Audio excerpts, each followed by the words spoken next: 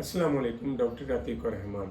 आज हमारा टॉपिक है कि शुगर वाला पेशेंट इम्प्लांट करवा सकता है या नहीं। जो बोन स्ट्रक्चर है उसके ऊपर इम्प्लांट करवा सकता है या नहीं, इसकी हम थोड़ी डिटेल के साथ बात करते हैं।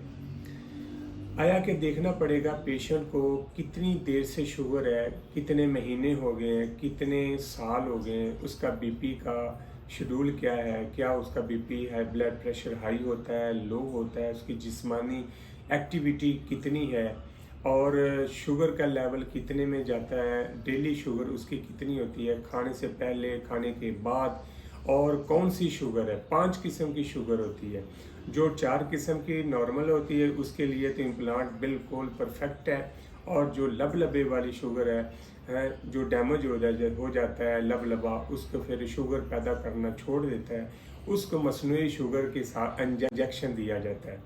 तो मसनूई शुगर इंजेक्शन वाली जो है उसकी देखना पड़ेगा, प्रोसेस देखना पड़ेगा, इसकी फ़ाइल जो बनी हुई डॉक्टर की रिकमेंड की हुई वो देखनी है कि भाई इनके बॉडी स्ट्रक्चर जो है, एक डेंचर जो है, मॉडल जो इनका है, दांतों की जो स्ट्रक्चर है वो देखना पड़ेगा, हड्डी शिलिंग हो गई है या नहीं।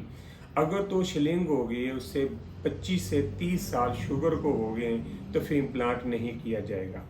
अगर उनको 4-5 साल हो गए हैं, शुगर नॉर्मल रहती है, मेडिसिन या इंजेक्शन की डोज पूरी दी जाती है, उनकी एक्टिविटी ठीक है और बिल्कुल उनकी एक्सरसाइज भी ठीक है, तो फिर हम उसके ऊपर इम्प्लांट कर सकते हैं। ट्रांस इम्प्लांट जो टेंटिनियम का मटेरियल तैयार किया हुआ इम्प्लांट होता है, और वो जो लोकल मटेरियल ना हो, अच्छे वाला जो मटेरियल होता है जल्दी फेल नहीं होता। अक्सर ये चीज़ें बहुत कॉमन आई हमारे सामने, पेशेंट भी आके कहते हैं कि जी फ़लाँ जगह से मैंने करवाया था इम्प्लांट, तो वो 2 साल बाद फेल हो गया।